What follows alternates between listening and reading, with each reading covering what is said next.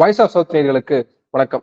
இந்த நேர்காணலில் நாம் சந்திக்க இருப்பவர் ஊடகவியலாளர் திரு இந்திரகுமார் தேரடி அவர்கள். வணக்கம். வணக்கம். பிரதமர் மோடி மீண்டும் தமிழகம் வந்திருக்காரு. 7வது முறையாக தமிழ்நாடு வந்திருக்காரு. நேற்று டி நகரில் நடந்த ரோட் ஷோ, அந்த 2 கிலோமீட்டர் ரோட் ஷோ அப்படின்றது எந்த அளவுக்கு இம்பாக்ட் ஏற்படுத்தியிருக்கு அப்படின்றது தெரியல. இன்னொரு புறம் இப்ப வேலூர்ல போய் மீண்டும் சென்ற முறை சொன்ன அதே வார்த்தைகளை திரும்பியும் சொல்றாரு. ஜெயலலிதாவை வந்து திமுக இழிவுபடுத்தியிருக்கு, பெண்களை இழிவுபடுத்துறதுல திமுகவுக்கும் காங்கிரஸுக்கும் வேறுபாடு கிடையாது, ஜெயலலிதாவை எப்படியெல்லாம் இழிவுபடுத்துறாங்கன்னு உங்களுக்கு தெரியும் அப்படின்னு அதிமுக மேடையா அல்லது பாஜக மேடையான்ற ஒரு கேள்வி எழுகிற அளவுக்கு அவர் பேசுறாரு. நீங்க எப்படி இதை பார்க்கிறீங்க? உங்களுடைய புரிதல் என்ன? ஆடு நனையுதேன்னு ஓனாய்க்கு என்ன கவலை அப்படின்றதுதான் எனக்கு புரியல. ஜெயலலிதா அவர்கள் குறித்து இழிவுபடுத்தி விட்டார்கள் அப்படின்னு சொல்றாரு. என்ன இழிவுபடுத்தி இருக்கிறார்கள்? இதுவரைக்கும் முதலமைச்சர் மு.க.ஸ்டாலின் ஏதாவது ஒரு இடத்துல ஜெயலலிதாவை பற்றி தரக்குறைவாக ஏதாவது ஒரு விமர்சனம் பேசி இருக்கிறாரா? ஜெயலலிதா தான் வாழ்ந்த காலமெல்லாம் திமுகவை தீய சக்தி தீய சக்தி தீய சக்தி என்று பேசிக் கொண்டிருந்தார். ஆனால் முதலமைச்சர் மு.க.ஸ்டாலின் இந்த ஆட்சி பொறுப்பேற்றதற்கு பிறகு அல்லது எதிர்கட்சி தலைவராக இருக்கும் பொழுதோ சரி, அவர் ஏதாவது ஒரு இடத்தில் அம்மையார் ஜெயலலிதான்றதை தாண்டி ஒரு வார்த்தையை அவர் பயன்படுத்தி இருப்பாரா? இல்லை.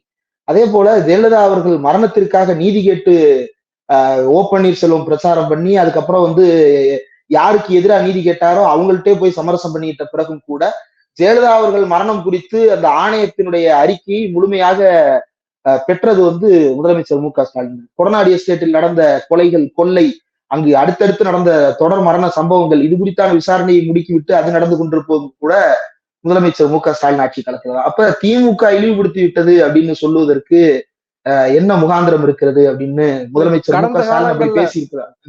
கடந்த காலங்கள்ல செய்த விஷயத்த வச்சுதானே இப்ப பிரச்சாரமே செய்யறாங்க, கச்சத்தீவு முதல் கொண்டு. இல்ல, கடந்த காலம் அப்படின்னு எடுத்து பார்த்தோம் அப்படின்னா, கடந்த காலத்துல அதிமுக மேடைகள்ல ரொம்ப அழகான தமிழ்ல அற்புதமான இலக்கிய நடையில கம்பராமாயணம், பெரிய புராணம் அப்படின்னு பாடல்கள் பாடப்பட்டு இருந்தனவா? எல்லா மேடை பேச்சாளர்களும் மக்கள்கிட்ட எப்படி பேசணும்னு அவங்களுக்கு ஒரு இது இருக்குதோ அதன்படி அவங்கவுங்க பேசுறாங்க. அந்த மேடை பேச்சாளர்கள் பேசுறது கூட இப்போது தொடர்ச்சியாக நடவடிக்கை எடுக்கப்படுகிறது. விந்தியான்னு ஒருத்தர் இருக்கிறார் அதிமுகல. இருக்கிறதுலேயே தமிழ்நாட்டில் மிகப்பெரிய கொடுமையான பேச்சாளர் விந்தியா தான். அவ்வளவு தரக்குறைவான கருத்துக்களை மேடையில் பேசுவதற்கு பிரசித்தி பெற்றவர். அவர் தான் அதிமுகவினுடைய நட்சத்திர பேச்சாளர். அப்படி ஒருத்தரை வச்சிருக்கிறாங்க. ஆனா திமுகவுல ஒருத்தர் பேசுறாரு அது அப்படின்னா அவர் மீது நடவடிக்கை எடுக்கப்படுது. அதற்கு பிறகு அவர் அதுக்கு தொடர்ச்சியாக தொடர்ந்து கண்காணிக்கப்படுகிறார். துரைமுருகன் அவரை மேடையில வச்சுட்டு சிவாஜி கிருஷ்ணமூர்த்தின்னு ஒருத்தர் பேசுறாரு. பேசுறது சர்ச்சையாகுது. அதை எடுத்து அவர் மன்னிப்பு கேட்கிறாரு, வருத்தம் தெரிவிக்கிறாரு. அவர் கட்சியில இருந்து நீக்கிறாங்க. அதற்கு பிறகு மறுபடியும் அவர் கட்சியில இணைத்துக் கொள்ளப்படுகிறார். தேர்தலை ஒட்டி தேர்தலில் அவர் பிரச்சாரத்தில் ஈடுபடும் போதும் துரைமுருகன் மறுபடியும் அவருக்கு ரிமைண்ட் பண்றாரு. திருப்பி நான் நீக்கிற மாதிரி நீ நடந்துவிடக் கூடாது அப்படின்றத ரிமைண்ட் பண்றாரு. அந்த மாதிரி ஏதாவது ஒரு ரிமைண்டிங் ஆர்டர்ஸ் பாஜக காரர்களோ அதிமுக காரர்களோ தங்களுடைய வாழ்நாள்ல பார்த்திருக்க முடியுமா? அவ்வளவு அபத்தமான கருத்துக்களை பேசி கொண்டிருப்பவர்கள் எல்லாம் கட்சியில இருக்கிறாங்க. கட்சி தலைவர்னு சொல்றாரு ஒருத்தர் எல்லாம் வெட்கமே இல்லாம ஒரு அமைச்சரை பற்றி வாய்க்கு வந்ததை பேசுகிறார். மைக்கு ஆன்ல இருக்குன்றத தெரிஞ்சுக்கிட்டே பேசுறாரு. அண்ணனும் தம்பியும் சேர்ந்து ஒரே பொண்ணை வச்சிருக்கிறாங்கன்ற வார்த்தைகளை எல்லாம் மைக்கு முன்னாடி பேசுறாரு ஒருத்தர். அவரை பக்கத்துல வச்சுக்கிட்டு இவர் பெண்களுடைய மாண்பை பற்றி பேசுறாரு. போன வாரம் தான் ஒரு ஆளு பாஜக மாவட்ட தலைவர் ஒருத்தர் சத்துணவு பணியாளர் ஒருத்தருக்கு பாலியல் ரீதியாக தொந்தரவு கொடுத்தார் என்ற அடிப்படையில அவர் மீது வழக்கு பதிவு செய்யப்படுகிறது. ஒரு நாள் கழிச்சு அவர் கட்சியிலிருந்து நீக்கப்படுறாரு. இப்படிப்பட்ட வரலாறு கொண்ட ஒரு கட்சியை சேர்ந்தவர்கள் தமிழ்நாட்டில் ஐயோ இப்படி பெண்களை இப்படி இழிவுபடுத்திட்டாங்களே அப்படின்னு பேசுறதுதான் இருக்கிறதுலே அதிர்ச்சி ஏற்படுத்தக்கூடிய ஒண்ணா இருக்கு. ரெண்டாவது, மோடி அவர்கள் தமிழ்நாட்டுல ஜெயலலிதாவை பத்தி பேசுறது அப்படின்றத 2 வகையா புரிஞ்சுக்கலாம். ஒண்ணு, அதிமுகவினுடைய ஓட்டை திருடுவது. ரெண்டாவது, அதிமுகவை பற்றி இங்கு பேசலாம், திமுகவை பற்றி இங்கு பேசலாம். பிஜேபியை பற்றி பேசுவதற்கு இங்கு என்ன இருக்கிறது? அண்ணாமலை தன்னோட ரூமுக்கு கண்ணாடி டோர் போட்டுட்டாரு. அந்த ரூமுக்குள்ள இதுக்கு முன்னாடி என்னென்னமோ நடந்துச்சு, இப்ப கண்ணாடி டோர் போட்டாரு. இதை மோடியால பெருமையா பேச முடியுமா? பேச முடியாது.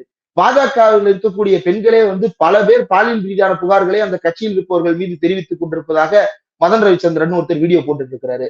அதை கிளாரிஃபை பண்ணி மோடியால பேச முடியுமா? பேச முடியாது. அப்ப இவ்வளவு ஆபாசமான வரலாற்றை கொண்டிருப்பவர்கள் தங்களுடைய ஆபாச வரலாறை பேச முடியாது என்கின்ற காரணத்தினால அதிமுக தலைவர்களை பற்றி பேசுவதற்கு இப்போது தொடங்கி இருக்கிறார்கள். அது அவர்களுக்கு கை கொடுக்குதா இல்லையா அப்படின்றதெல்லாம் தாண்டி இது எப்படியாவது ஓட்ட திருடிடணும் அப்படின்றதான் அவங்களுடைய நோக்கம். ஜெயலலிதாவுக்கு வந்து ஒரு சாஃப்ட் இந்துத்துவ ஓட்டு இருந்தது அப்படின்றது வந்து யாரும் வந்து தனியா அதை நிரூபிக்க வேண்டிய அவசியம்லாம் இல்லை. அப்படி ஒண்ணு அவருக்கு இருந்தது அப்படின்னா இருந்ததுதான்.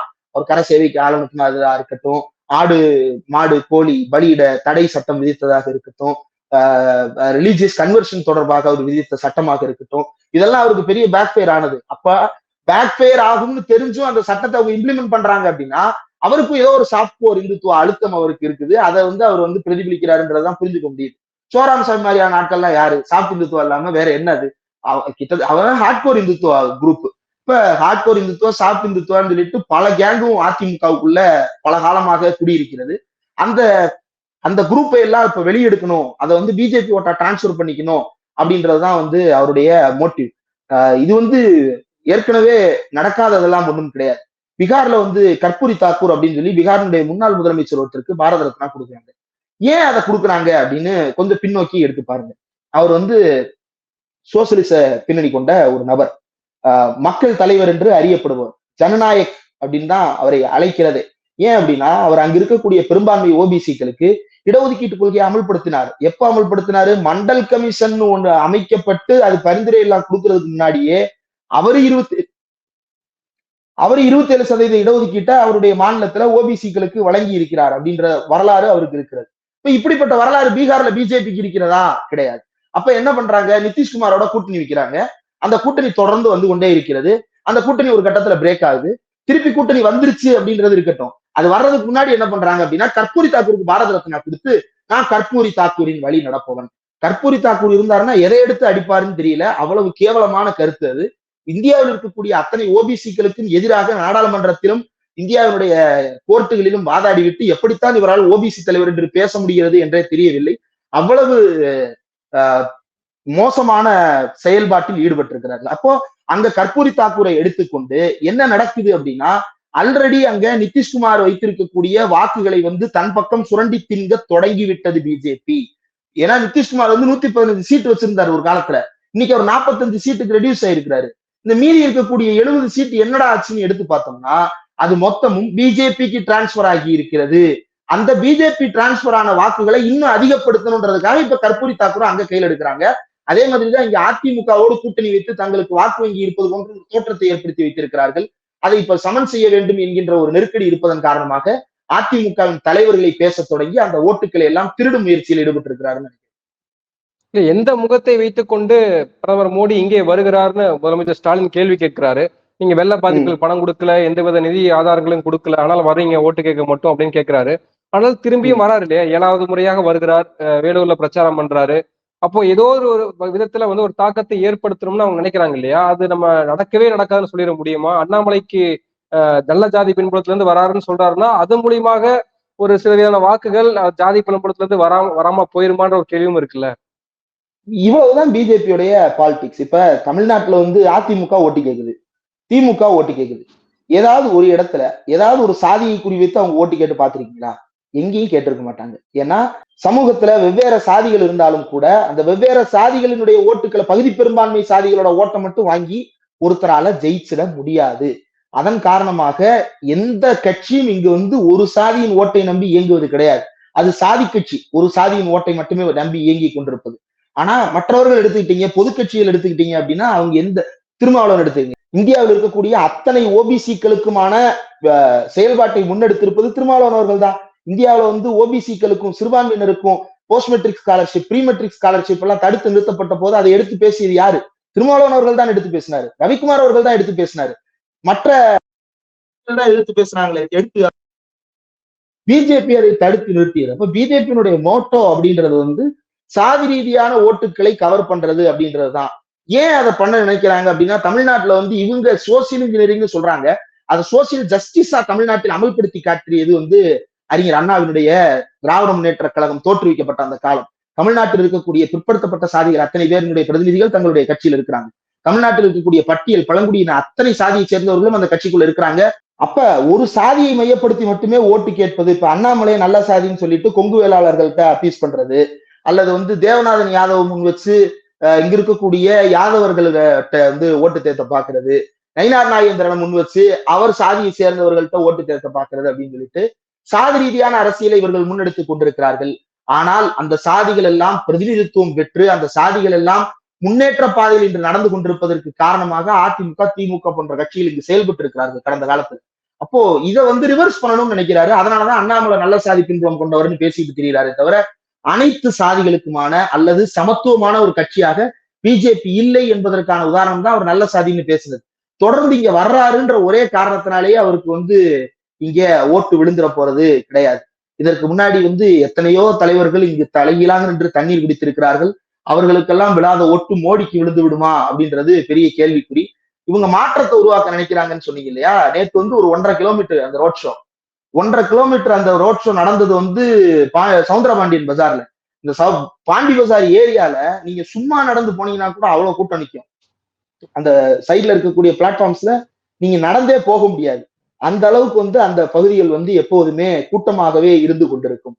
ஆனால் நேற்றைக்கு நீங்க பாத்தீங்க அப்படின்னா அவ்வளவு கேப் இருக்குது. ஆள் கூட்ட முடியல.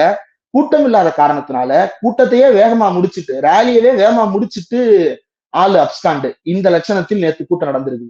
இப்ப மேட்டுப்பாளையம், வேலூர் இங்க எல்லாம் கூட்டம் சேரல அப்படின்னு சொல்லிட்டு பெரிய அதிருப்தியில இருக்குது அந்த லோக்கல் பிஜேபி. எப்படி ஆள் கூட்டுறதுன்னு தெரியல.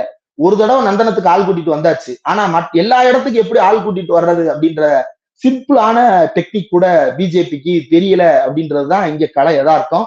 மோடி மாதிரியான இந்தியாவிலேயே மிகப்பெரிய, உலகத்திலேயே மிகப்பெரிய கட்சியினுடைய ஒரு நாட்டின் பிரதமருக்கே இவ்வளவுதான் மரியாதை அப்படின்னா அவருக்கு என்ன ஓட்டு தேரும் அப்படின்றத தனியா விளக்கணும்னு அவசியம் இல்லை. இப்ப திருமா அவர்களுடைய வீட்டிலும் ஐடி ரைட் நடத்தப்பட்டிருக்கு. அவர் சொல்றாரு இது உளவியல் ரீதியாக ஒரு தாக்குதல் நடத்தப்படுது பாஜக தரப்புல இருந்து அப்படின்னு சொல்றாரு.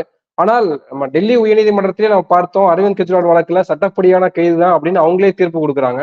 அப்போ இது சட்டப்படியாக அனைவர் வீட்டிலும் நடப்பதாக பார்க்கிறதா அல்லது எப்படி நம்ம எடுத்துக்கிறது? ஏன்னா திருநெல்வேலியில இப்போ நெல்லை போற ட்ரெயின்ல நயனா நாகேந்திரனுடைய படமும் பிடிக்கப்படுது. ஏபி முருகானந்தமும் அவரையும் செக் பண்றாங்க. அப்போ இதை நம்ம எப்படி எடுத்துக்கணும்? இல்ல, இப்ப ஏதாவது ஒரு முகாந்திரம் இருக்கு, அங்க போய் ரெய்டு நடத்துறாங்க, ஏதாவது கேப்சர் பண்றாங்க அப்படின்னா பரவாயில்ல. பட் ஆனா நெருக்கடி கொடுக்கணுன்றதுக்காண்டியே ஒரு ரெய்டு நடத்துறது. இப்ப கடந்த முறை சட்டமன்ற தேர்தல் நடந்த போது முதலமைச்சருடைய மகள் வீட்டுல போய் ரெய்டு நடத்துறாங்க. இப்ப உதயநிதி ஸ்டாலின் அதை கேம்பெயின்ல பேசுறாரு. இந்த மாதிரி என்னுடைய சகோதரியின் வீட்டுல போய் சோதனை போடுறீங்களே, தைரியம் இருந்தா வா என் வீட்டுல சோதனை போடு, எங்க அப்பா வீட்டுல சோதனை போடு அப்படின்றத அவர் ஓப்பன் காலா தான் கொடுத்தாரு. இப்ப திருமாவளவர்கள் வீட்டுல நீ ரெய்டே நடத்தக்கூடாதுன்னு இல்ல, ஏன் தாராளமா நடத்தலாம். அவர் கேஷுவலா அவர் பாட்டுக்கு சுண்டல் சாப்பிட்டுட்டு இருக்கிறாரு. இவங்க போய் கேம்பெயின் வாகனத்தை செக் பண்றாங்க. அதெல்லாம் வழக்கமான நடைமுறைகள். ஆனா இன்கம் டாக்ஸ் ரெய்டு அப்படின்றது வேற. தேர்தல் ஆணையம் சோதனை போடுறது அல்லது தேர்தல் ஆணையம் ஏதோ தகவலின் அடிப்படையில சோதனை போடுகிறது, வழக்கமான நடைமுறையில் ஈடுபட்டு இருக்கிறதுன்றது வேற. இன்கம் டாக்ஸ் டிபார்ட்மெண்ட் இப்போ சோதனை போடுது அப்படின்றது வேற. இது நிச்சயமாக ஒரு உளவியல் தாக்குதலை ஏற்படுத்த வேண்டும் என்கின்ற நோக்கத்தில் தான். இப்ப அங்க நடந்த மாதிரி, கெஜ்ரிவாலுக்கு நடந்த மாதிரி இங்க இன்னொரு முதலமைச்சருக்கு சதர்ன் ஸ்டேட்ஸ்ல இவங்களால நடத்திட முடியாது. அப்படி நடத்தினா அந்த சதர்ன் ஸ்டேட்ஸ் என்னவா அப்ரோர் ஆகும் அப்படின்றது பிஜேபிக்கு நல்லாவே தெரியும். அப்ப ரெய்டு நடத்துறது, அவங்களுடைய சகாக்களை பிடிக்கிறது அப்படின்ற வேலையில ஈடுபட்டு இருக்காங்க. திருமாவளவன் அவர்கள் வீட்டுல ரெய்டு நடத்தி ஏதாவது பிடிச்சிருக்கிறாங்களா? எதுவும் இல்லை. இது அவரை பாதிக்க போவது கிடையாது. அவர் இதனால் உளவியல் ரீதியாக தாக்குதலுக்கு உள்ளாகி விட்டார் என்று அல்ல. ஆனால் அந்த தாக்கத்தை கொடுப்பதற்காகத்தான் பிஜேபி செய்கிறது அப்படின்றத மாற்று கருத்தே தேவையில்லை. ஏன்னா நேற்று டெல்லி உயர்நீதிமன்றம் என்ன சொல்லுது அப்படின்னா, அரவிந்த் கெஜ்ரிவால் வழக்குல சட்டப்படிதான் கைது நடந்திருக்கு. ஆமா, யார் மறுத்தா? கைது செய்வதற்கு அவன் ஒரு சட்டம் வச்சிருக்கான். அந்த சட்டத்தின் அடிப்படையில கைது செஞ்சிருக்கான். ஆனா அந்த சட்டத்தை இப்போது பயன்படுத்துவதன் நோக்கம் என்ன அப்படின்றதுதான் கேள்வி.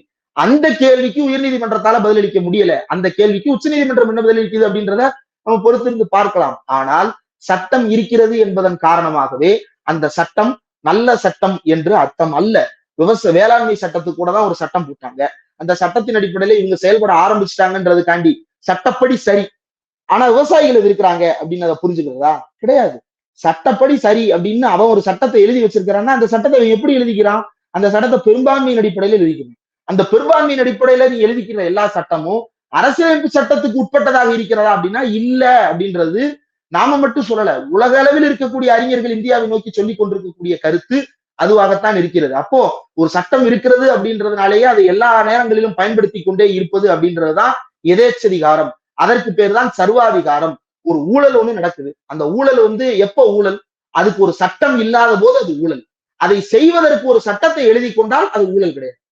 அப்படித்தானே எலக்ட்ரல் பாண்டுல இவங்க வசூல் பண்ணாங்க. அதுக்கு என்ன சொல்லிட்டு இருக்காங்க, சட்டப்படி வாங்கணும் சட்டப்படி வாங்கணும்னாங்க. அந்த சட்டத்தை தானே உச்சநீதிமன்றம் கிழித்து எறிந்தது. இதே பிஎம்எல்ஏ சட்டத்தை, இதே ஐடி சரத்துகளில் இருக்கக்கூடிய கொடுங்கோன்மை வரம்புகளை உச்சநீதிமன்றம் கிழித்தெறியும் நாள் தூரத்தில் இல்லை. அதனால்தான் சொல்லுகிறேன், இது உளவியல் ரீதியான தாக்கத்தை எப்படியாவது ஏற்படுத்தி இந்த எலெக்ஷன் ஆட்டையை கலைச்சிடணும் அப்படின்னு பிஜேபி முயற்சி செய்து கொண்டிருக்கிறது.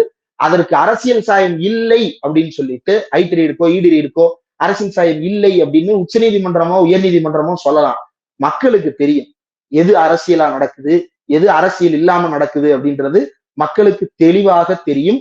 மக்கள் அதன்படி வாக்களிப்பாங்க. இப்போ நீங்க தேர்தல் பரப்புரைக்கெல்லாம் போயிருந்தீங்க, கோயம்புத்தூர் பக்கம் போயிருந்தீங்க, மக்களோட கலந்துரையாடல் நிகழ்த்தினீங்க.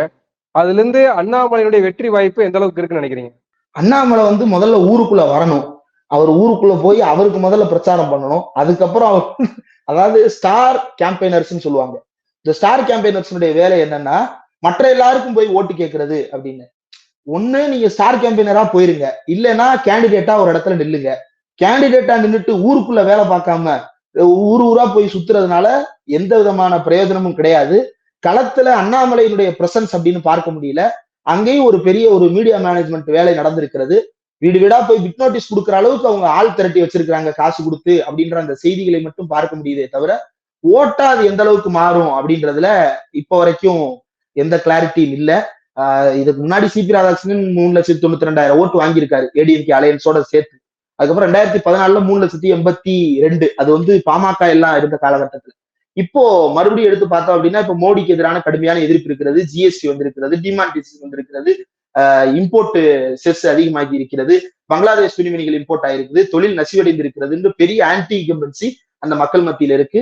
அதனால ஒரு 2 லட்சம் ஓட்டு அப்படின்றத அவரு எடுத்துக்கலாம். அது ஜெயிக்கிறதுக்கு தேவையானதா அப்படின்றத கிடையாது. கண்டிப்பா அது ஜெயிக்கிறதுக்கு போதுமானது கிடையாது. 2ஆம் இடம் கூட அண்ணாமலைக்கு கிடைக்காது அப்படின்னு தான் அங்கிருந்து கருத்துக்களை உணர முடியும். நன்றி, பல விஷயங்கள் பகிர்ந்துக்கிட்டீங்க. உங்க நேரத்துக்கு மிக்க நன்றி.